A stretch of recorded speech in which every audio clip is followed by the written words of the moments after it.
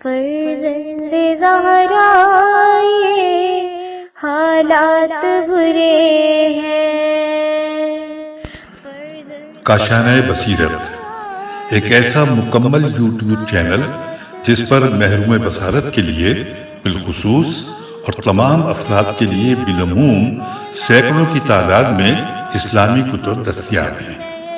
لہذا گزارش ہے کہ آپ اپنی ذمہ داری نبھاتے ہوئے کاشانہ بصیرت کو سبسکرائب کرنے کے ساتھ ساتھ بیل آئیکن کو پریس کیجئے تاکہ آپ علم کے حصول کے ساتھ ساتھ مذہب اہل بیت کی اشاعت میں بھی اہم کردار ادا کرتے رہیں۔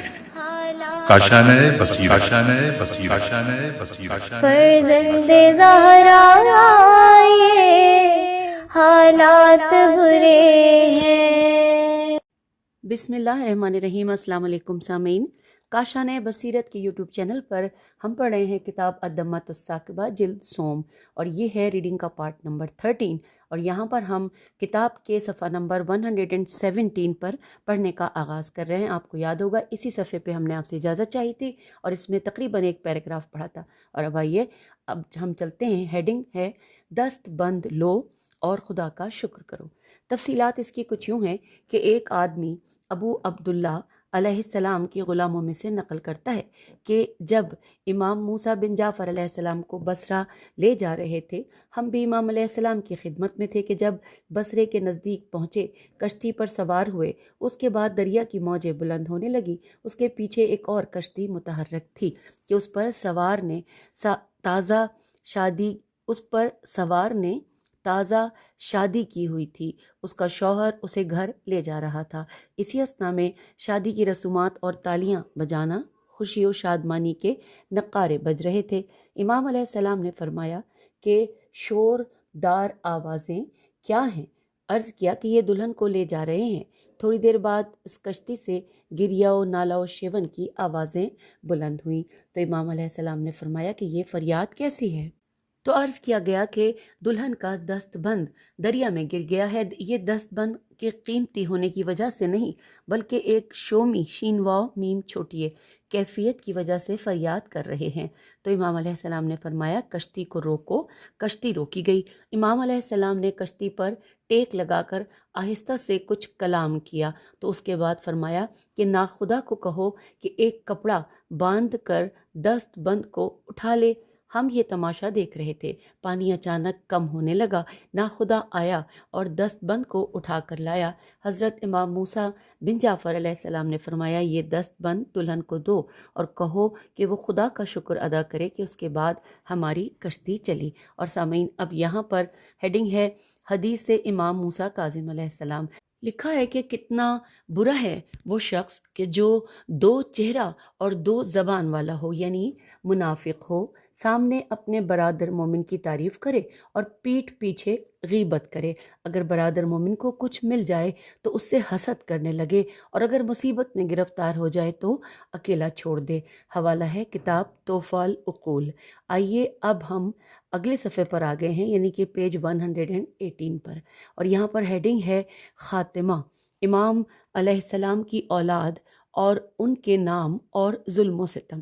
اس کی تفصیلات کچھ یوں ہیں۔ مرحوم شیخ مفید کتاب ارشاد میں نقل کرتے ہیں کہ امام موسیٰ کاظم علیہ السلام کے 37 فرزند تھے۔ ان میں سے ایک امام رضا علیہ السلام، ابراہیم، عباس، قاسم، یہ سب ایک ماں سے تھے۔ اسماعیل، جعفر، ہارون، حسن یہ ام ولد سے تھے۔ احمد، محمد، حمزہ بھی ام ولد سے ہیں۔ عبید اللہ، اسحاق، عبداللہ، زید، حسن، فضل، سلیمان یہ ایک اور ماں سے تھے۔ فاطمہ کبریٰ، فاطمہ صغریٰ، کلثوم، ام جعفر، لبابہ، زینب، ختیجہ، علیہ، رقیہ، حکیمہ، آمنہ، حسنہ و جیحہ۔ یہاں پہ تھوڑا سا اس نام کے ساتھ جو ہے وہ انک پھیلی ہوئی ہے، لیکن یہ میرے خیال ہے یہ وجیحہ ہے۔ اور پھر ہے عائشہ، ام سلمہ، میمونہ اور ام کلثوم، امام علیہ السلام کی بیٹیاں ہیں۔ امام علیہ السلام کی اولاد میں سے افضل حضرت ابو الحسن امام علی بن موسیٰ رضا علیہ السلام ہیں کہ جو امام معصوم ہیں۔ احمد بن موسیٰ کریم اور متقی تھے۔ امام موسیٰ کاظم علیہ السلام ان سے محبت کرتے تھے۔ ان کا شمار علماء اور فضلاء سے ہے۔ انہوں نے امام رضا علیہ السلام کی امامت پر لوگوں کو دعوت دی اور خدا کی راہ میں 1000 غلام آزاد کیے۔ پھر لکھا اگلے پیراگراف میں کہ ابو الحسن بن محمد بن یحییٰ نے اپنے جد سے انہوں نے کہا کہ میں اسماعیل بن موسیٰ سے میں نے سنا کہ ایک دفعہ والد مدینے کے باہر اپنے دوستوں کے پاس گئے اور انہوں نے میرے والد کو مال دیا۔ میرے والد نے یحییٰ کو دیا اور وہ نام بھول گیا، اور ہم اس وقت اسی جگہ احمد بن موسیٰ کے ساتھ تھے کہ جن کے 20 غلام تھے۔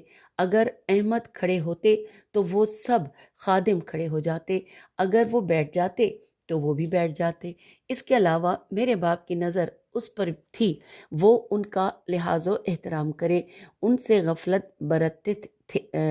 اس لائن کو دوبارہ پڑھتے ہیں کہ اس کے علاوہ میرے باپ کی نظر اس پر تھی، وہ ان کا لحاظ و احترام کرے، ان سے غفلت برتتے تھے، اور ہم واپس نہیں لوٹے کہ جب تک احمد نہیں لوٹے، اور محمد بن موسیٰ اہل فضل و اصلاح پرور تھے۔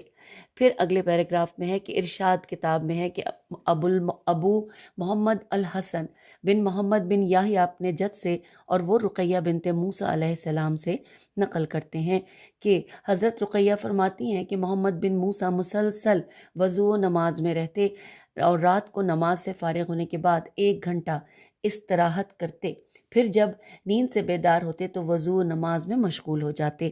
حضرت رقیہ بنت موسیٰ نقل کرتی ہیں کہ کسی وقت بھی محمد بن موسیٰ کو نہیں دیکھا مگر یہ کہ قرآن سے اس آیت کو تلاوت کر رہے ہوتے۔ اب یہاں پر حوالہ نہیں ہے لیکن زیر زبر پیش بھی نہیں ہے، ہم پڑھتے ہیں، چھوٹی سی آیت ہے، کانو قلیلا من اللیل ما یہجبون، اور پھر اس کے نیچے لکھا ہے کہ ابراہیم بن موسیٰ کریم و شجاع تھے۔ مامون کے زمانے میں وہ یمن کے گورنر تھے، محمد بن زید بن علی سے پہلے، جس کی بیعت ابو السریہ، الف بے واو الف لام سین رے الف یہ الف، ابو السرایا نے کوفے میں کی۔ ابو السرایا کے زمانے میں زید نے خروج کیا۔ زید نے بصرہ جا کر بنی عباس کے گھر کو جلا دیا۔ ابو السرایا قتل ہو گیا، زید پکڑا گیا۔ مامون نے زید امام رضا علیہ السلام کو دے دیا۔ حضرت امام موسیٰ کاظم علیہ السلام کی اولاد میں سے ہر ایک صاحب فضیلت و منزلت تھے۔ امام رضا علیہ السلام کو ان پر زیادہ فضیلت تھی۔ پھر لکھا ہے کتاب بہار میں مناقب سے نقل ہے کہ امام علیہ السلام کی اولاد فقط 30 فرزند تھے۔ ایک قول ہے کہ 37 سے 18 بیٹے بقیہ بیٹیاں ہیں۔ پھر لکھا ہے یہاں پر بیٹے ابراہیم، عباس، قاسم، عبداللہ، زید، حسن، فضل ایک ماں سے، ایک ہی ان کی والدہ تھیں۔ پھر اسماعیل، جعفر، ہارون، حسن ایک ماں سے کہ جن کا نام ام ولد ہے۔ پھر احمد، محمد، حمزہ بھی ام ولد سے ہیں۔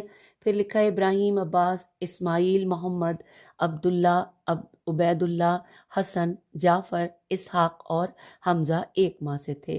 اور پھر لکھا ہے کہ عقیل، عبد الرحمن 13 بھائی ہیں، یہاں پر یہ لکھا ہے۔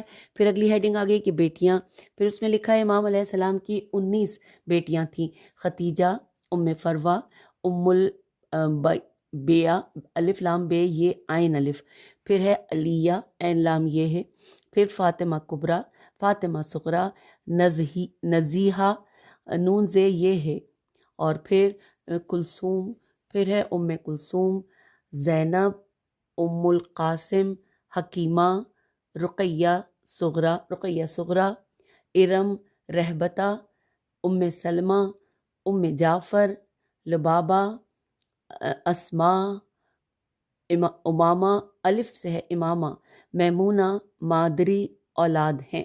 پھر لکھا ہے کشف الغمہ میں ابن اخشاب، الف خ شین الف بے کہتا ہے کہ امام علیہ السلام کے 20 بیٹے اور 18 بیٹیاں ہیں۔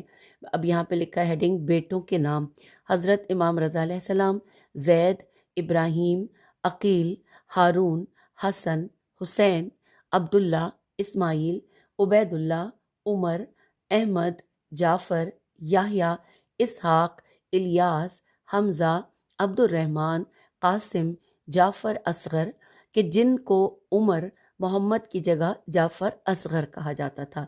پھر لکھا ہے کہ یہاں پر پہلے ہم نے پڑھا بیٹوں کے نام، اس کے بعد ہے بیٹیوں کے نام: ختیجہ، ام فروہ، اسماء، علیہ، فاطمہ، ام کلثوم دوبارہ لکھا ہے، پھر لکھا ہے آمنہ، زینب، امامہ، میمونہ، ام عبداللہ، زینب الصغریٰ، ام القاسم، حکیمہ اور اسماء صغریٰ اور محمودہ۔ پھر اس کے بعد اگلے پیراگراف میں ہے کہ بہار میں عمدت طالب، عین میم دال الف لام تو الف لام بے، عمدت طالب سے منقول ہے کہ امام علیہ السلام کے 60 فرزند تھے، ان میں سے 37 بیٹیاں اور 23 بیٹے ہیں کہ جن میں 5 بیٹوں سے نسل نہیں بڑھی، اس میں سب کا اتفاق ہے، اور عبد الرحمن، عقیل، قاسم، یحییٰ، داؤد ہیں، اور 3 سے فقط بیٹیاں نہیں ہیں، ان میں اختلاف ہیں، وہ سلیمان، فضل اور احمد ہیں۔ 5 بیٹوں سے سلسلہ نسب چلنے میں علماء کا اختلاف ہے، وہ 5 یہ ہیں: حسین، ابراہیم، اکبر، ہارون، زید اور حسن۔ ان میں سے 10 بیٹوں کی اولاد کا سلسلہ بڑھا، اس میں سب کا اتفاق ہے، اور وہ یہ ہیں: علی، ابراہیم اصغر، عباس، اسماعیل، محمد، اسحاق، حمزہ، عبداللہ، عبیداللہ، اور پھر لکھا ہے جعفر۔ اس روایت کو ابو نصر بخاری نے بھی نقل کیا ہے۔ پھر اب نیکسٹ پیراگراف ہے جہاں لکھا ہے تاج الدین کہتے ہیں کہ امام موسیٰ کاظم علیہ السلام کی اولاد کی تعداد 13 بیٹے کہ جن میں 4 کی اولاد زیادہ تھی، اور وہ امام علی رضا علیہ السلام، ابراہیم، مرتضیٰ، محمد عابد اور جعفر ہیں۔ پھر ہے کہ عبداللہ، عبیداللہ اور حمزہ ہیں۔ 5 کی اولاد بہت کم تھی، وہ عباس، ہارون، اسحاق، اسماعیل اور حسن ہیں۔ حسین بن کاظم علیہ السلام کی اولاد ابو الحسن عمر کے قول کے مطابق امام علیہ السلام کی زندگی تک تھی، پھر ختم ہو گئی۔ اور اب اگلے پیراگراف میں لکھا ہے فروع کافی میں محمد بن یحییٰ سے، وہ موسیٰ بن حسین سے، وہ سلیمان جعفری سے نقل کرتے ہیں کہ امام موسیٰ کاظم علیہ السلام نے اپنے بیٹے قاسم سے فرمایا کہ اے بیٹے اٹھو اور اپنے بھائی کے سرہانے سورہ صافات کی تلاوت کرو۔ قاسم نے جب سورہ صافات کی تلاوت شروع کی تو جب آیت آئی 11ویں آیت کہ اہم اشد خلقن من خلقنا، یہاں تک پہنچا تو ان کی روح قفس عنصری سے آسانی کے ساتھ پرواز کر گئی۔ یعقوب بن جعفر نے ان سے کہا کہ جب آدمی پر موت کا وقت سخت ہو تو سورہ یاسین پڑھتے ہیں، اور آپ نے ہم کو سورہ صافات کا حکم دیا۔ تو امام علیہ السلام نے فرمایا کہ اے بیٹا، جب سورہ صافات کو موت کے وقت پڑھا جائے تو خداوندہ اس کی روح کو آسانی سے جلدی سے نکالتا ہے۔ اب اگلے پیراگراف میں آئیے پڑھتے ہیں۔ لکھا ہے اکثر اصحاب نے سہل بن زیاد سے اور وہ ابن محبوب سے، وہ یونس بن یعقوب سے روایت نقل کرتے ہیں کہ جب امام موسیٰ کاظم علیہ السلام بغداد سے واپس تشریف لائے تو فے یہ دال کے مقام پر امام علیہ السلام کی بیٹی کا انتقال ہو گیا، اسی جگہ دفن کیا، اور حضرت نے اپنے بعض اصحاب سے فرمایا کہ قبر کو بند کرنے کے بعد اس پر اسی بچی کا نام لکھ دو۔ اور سامعین اب اگلی ہیڈنگ آ گئی ہے قتل و غارت کا خطرناک حکم۔ تفصیلات کچھ یوں ہیں: مرحوم صدوق نے اپنی کتاب عیون اخبار الرضا علیہ السلام میں عبید اللہ البزز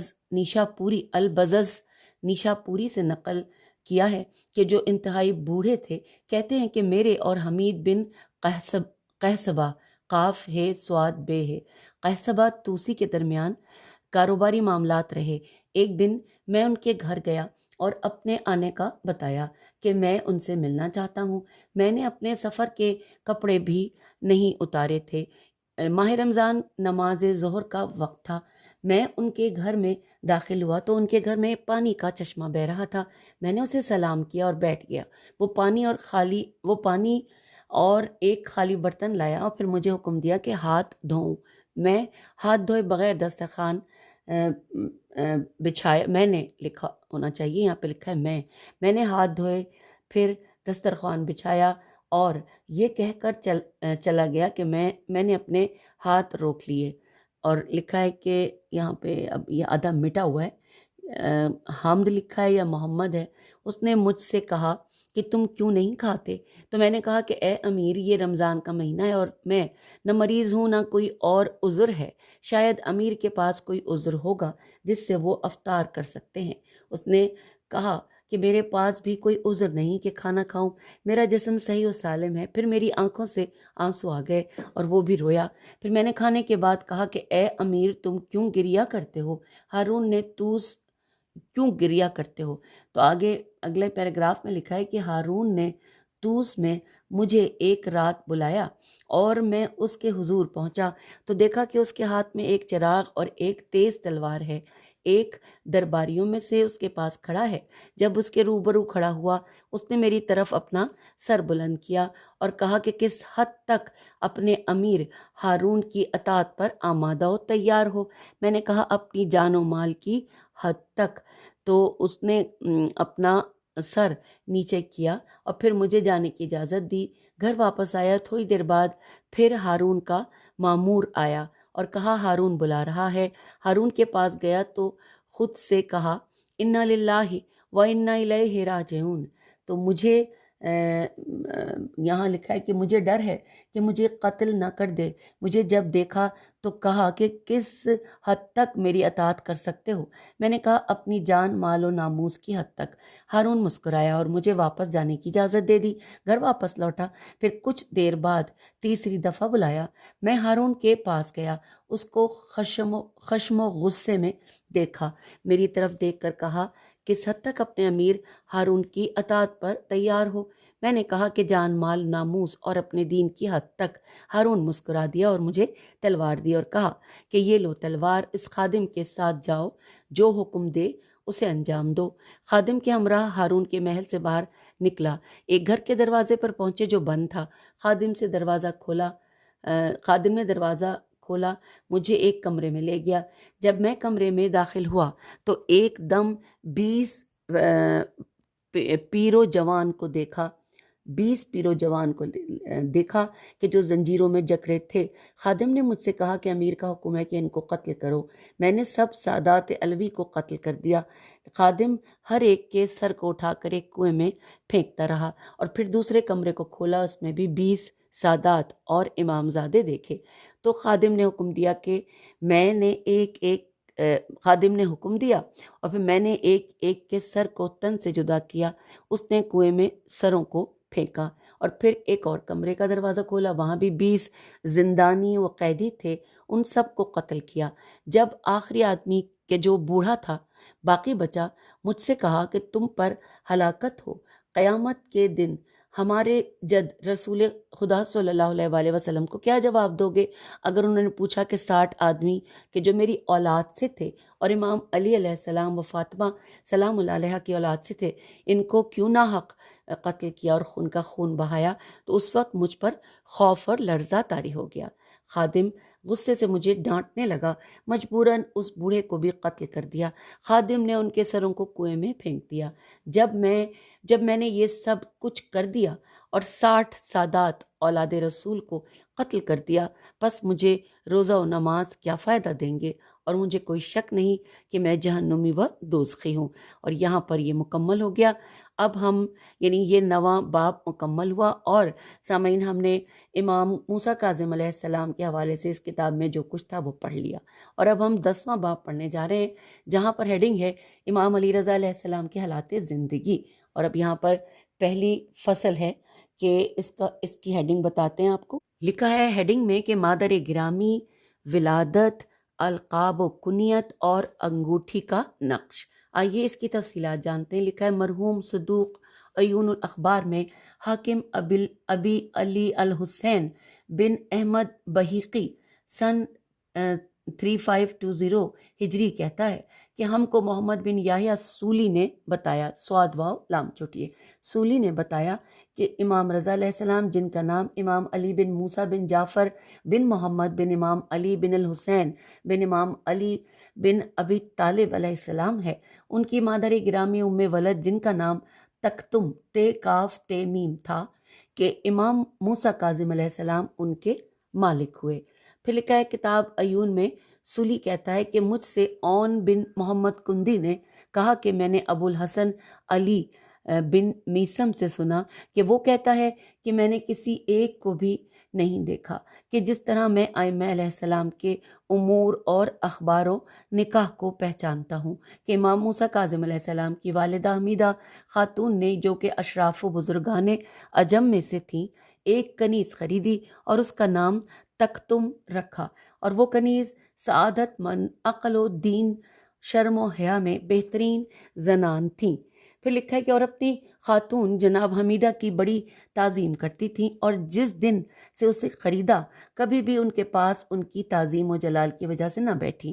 پھر حمیدہ خاتون نے ایک دن امام موسیٰ کاظم علیہ السلام سے کہا، اے فرزند گرامی، تک تم ایسی لڑکی ہے کہ میں نے محاسن اخلاق میں اس سے بہتر کسی کو نہیں پایا، اور میں جانتی ہوں کہ جو نسل اس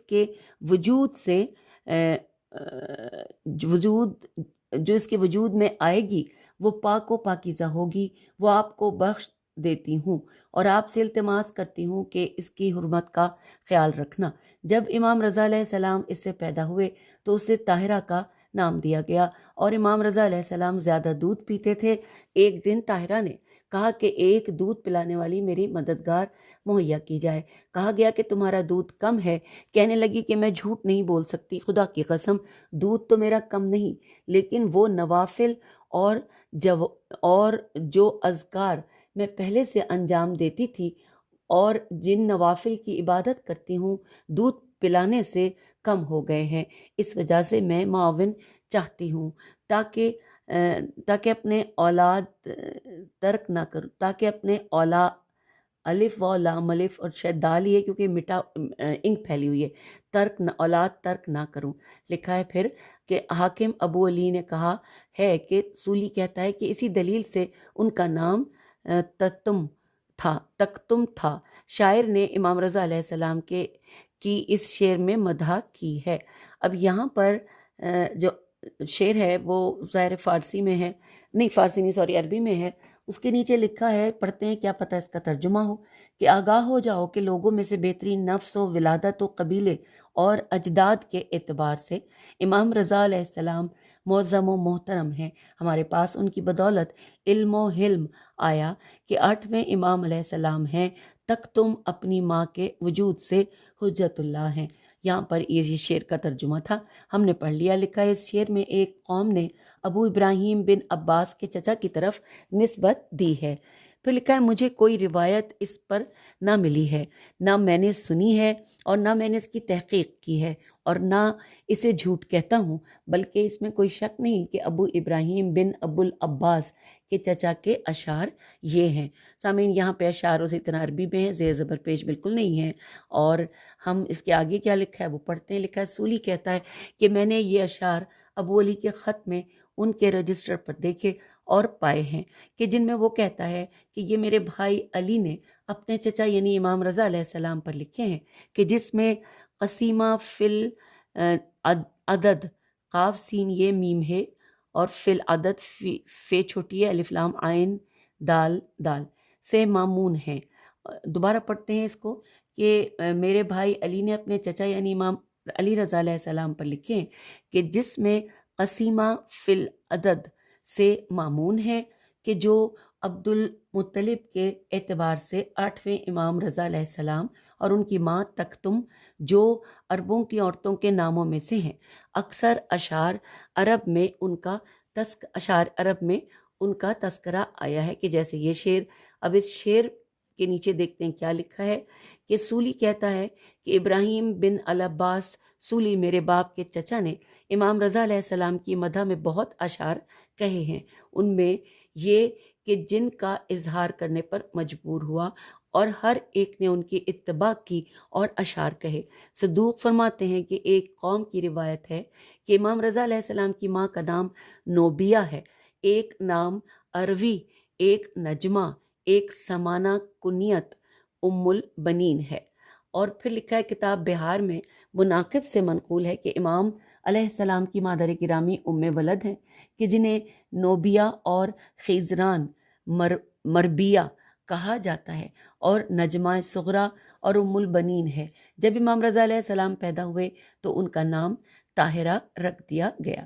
اب آگے چلتے ہیں، اگلے پیراگراف میں ہے کہ کتاب عیون میں علی بن میثم اپنے باپ سے نقل کرتے ہیں کہ جب حمیدہ خاتون امام موسیٰ کاظم علیہ السلام کی ماں نے نجمہ کو خریدا تو ایک دن خواب میں رسول خدا کو دیکھا کہ وہ انہیں فرما رہی ہیں کہ اے حمیدہ، یہ نجمہ اپنے بیٹے موسیٰ کاظم علیہ السلام کو بخش دو کہ اس سے عنقریب ایک بیٹا متولد ہوگا کہ جو اہل زمین سے بہتر و برتر ہوگا۔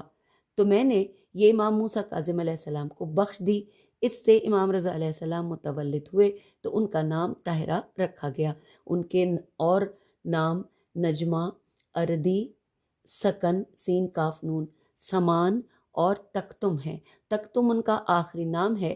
علی بن میثم کہتا ہے کہ میں نے اپنے باپ سے سنا کہ وہ فرما رہے تھے کہ نجمہ خاتون باکرہ یعنی غیر شادی شدہ تھی کہ جب حضرت حمیدہ خاتون نے انہیں خریدا تھا۔ پھر اگلے پیراگراف میں حشام بن احمر کہتا ہے کہ ایک دن امام موسیٰ کاظم علیہ السلام نے مجھ سے پوچھا کہ کیا تم کو معلوم ہے کہ مغرب کے بردہ فروشوں میں سے کوئی آیا ہے؟ میں نے کہا نہیں آیا۔ آپ نے فرمایا بلکہ آیا ہوا ہے، چلو اس کے پاس چلیں۔ پھر امام علیہ السلام سوار ہوئے اور میں بھی امام علیہ السلام کی خدمت میں سوار ہوا۔ جب ہم معین جگہ پر پہنچے تو ہم نے دیکھا کہ ایک آدمی مغرب کے تاجروں میں سے آیا ہوا ہے اور بہت سی کنیزیں اور غلام لے کر آیا ہے۔ امام علیہ السلام نے فرمایا کہ اپنی کنیزیں ہمارے سامنے پیش کر دو۔ وہ تو کنیزیں لے کر آیا اور ہر ایک کے متعلق امام علیہ السلام فرماتے تھے کہ یہ مجھے نہیں چاہیے۔ پھر امام علیہ السلام نے فرمایا کہ اور لے آؤ۔ وہ کہنے لگا کہ وہ میرے پاس نہیں ہے۔ امام علیہ السلام نے فرمایا کہ تمہارے پاس موجود ہے اور اسے لے آؤ۔ اس نے عذر کیا، کہنے لگا خدا کی قسم سوائے ایک مریض کنیز کے اور میرے پاس کوئی نہیں ہے۔ تو امام علیہ السلام نے فرمایا وہی لے آؤ۔ اس نے عذر کیا اور امام علیہ السلام واپس آ گئے۔ دوسرے دن مجھے اس کے پاس بھیجا اور فرمایا کہ جو قیمت وہ کہے اس سے وہ بیمار کنیز میرے لیے خرید کر لے آؤ۔ جب میں گیا اور وہی کنیز نے اس سے طلب کی تو اس نے اس کی قیمت بہت زیادہ بتائی۔ میں نے کہا کہ میں نے اس قیمت پر خرید کی اور کہنے لگا کہ میں نے اسے فروخت کیا، لیکن یہ بتاؤ کہ وہ آدمی کون ہے جو کل تمہارے ساتھ آیا تھا؟ تو میں نے کہا کہ ہاشم میں سے ایک ہے۔ وہ کہنے لگا کہ بنی ہاشم کی کس شاخ سے ہے؟ میں نے کہا کہ اس سے زیادہ میں نہیں جانتا۔ وہ کہنے لگا واضح ہو کہ میں نے یہ کنیز مغرب کے آخری شہروں سے خریدی ہے۔ ایک دن اہل کتاب میں ایک عورت نے جب میرے پاس یہ کنیز دیکھی تو کہنے لگی کہ اسے کہاں لائے ہو؟ میں نے کہا اسے میں نے اپنے لیے خریدا ہے۔ کہنے لگی کہ مناسب نہیں کہ یہ کنیز تجھ جیسے آدمی کے پاس رہے، اس کنیز کو بہترین اہل زمین کے پاس ہونا چاہیے۔ جب اس کے تصرف میں آئے گی تو تھوڑے زمانے کے بعد اس سے ایک ایسا بیٹا پیدا ہوگا کہ جس کی اہل مشرق و مغرب اطاعت کریں گے، اور پھر کچھ عرصے کے بعد امام رضا علیہ السلام اس کے بطن مبارک سے پیدا ہوئے۔ صاحب کتاب فرماتے ہیں کہ امام علیہ السلام کی تاریخ ولادت میں اختلاف ہے۔ مرحوم صدوق عیون میں عطاب بن عین الف بن عطاب بن رسید سے نقل کرتا ہے کہ میں نے اہل مدینہ کی ایک جماعت سے سنا کہ وہ کہتے ہیں کہ امام رضا علیہ السلام کی ولادت مدینے میں جمعرات کے دن 11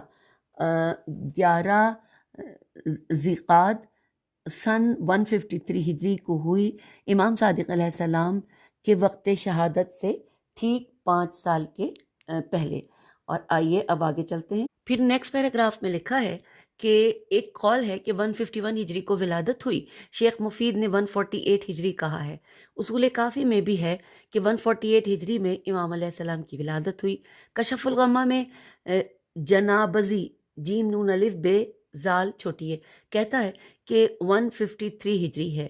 جمال الدین کہتے ہیں کہ محمد بن طلحہ شافعی مطالب الصول میں نقل کرتے ہیں کہ امام علیہ السلام کی ولادت 11 ذی الحجہ 153 ہجری کو ہوئی۔ اپنے جد امام صادق علیہ السلام کے دور میں 5 سال کے تھے، جیسا کہ جب امام علیہ السلام کی شہادت ہوئی۔ نیکسٹ پیراگراف میں کہ دروس میں ہے کہ مدینے میں 148 ہجری میں ولادت ہوئی۔ ایک قول ہے کہ 11 ذیقات کو ہوئی۔ پھر ہے کہ لکھا کہ روضۃ الواعظین میں ہے کہ جمعے کے دن امام علیہ السلام کی ولادت ہوئی۔ ایک اور روایت میں ہے کہ جمعرات کے دن 11 ذیقات سن 148 ہجری میں ہوئی، امام علیہ السلام کی ولادت ہے۔ پھر لکھا ہے کتاب صاحب کتاب فرماتے ہیں کہ بعض ولادت کی روایات کا ذکر امام علیہ السلام کی شہادت کے فصل میں ذکر کریں گے۔ اب آئیے اگلے صفحے پر چلتے ہیں۔ 126 پیج پر لکھا ہے شیخ صدوق نے سند معتبر کے ساتھ جناب نجمہ خاتون امام رضا علیہ السلام کی والدہ سے روایت نقل کی ہے کہ وہ فرماتی ہیں کہ میں جب اپنے فرزند عظیم سے حاملہ تھی تو کسی قسم کا وضع حمل میں اپنے جسم میں محسوس نہیں کرتی تھی۔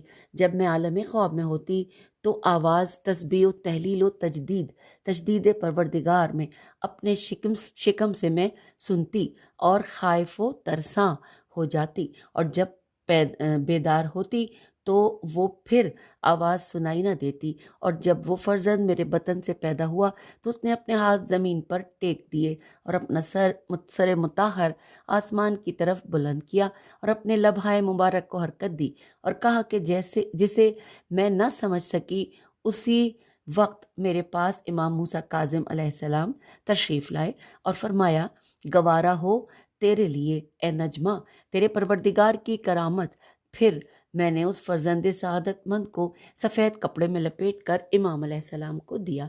امام علیہ السلام نے اس بچے کے دائیں کان میں اذان اور بائیں کان میں اقامت کہی اور فرات کا پانی منگوا لیا اور اس کے تالو کو اونچا کیا، پھر اس بچے کو میرے ہاتھ میں دے دیا اور فرمایا اسے لے لو کہ یہ بقیت الارض ہے، زمین میں میرے بعد خدا کی حجت ہے۔